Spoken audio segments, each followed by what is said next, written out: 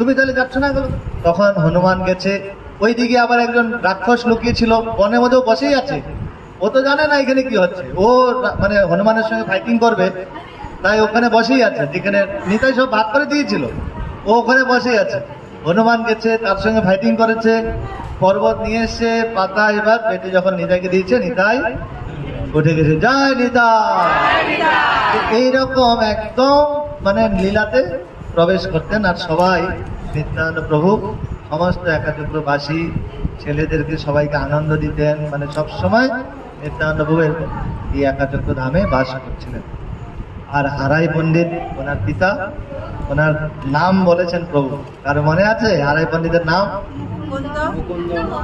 মুকুন্দ বর্মন, ওনার ভালো নাম। তো প্রচলিত নাম বা কমন নামটা হচ্ছে, আধারের নাম, ওইটা আধার কার্ডের নাম মুকুন্দ বন্দ্যোপাধ্যায়।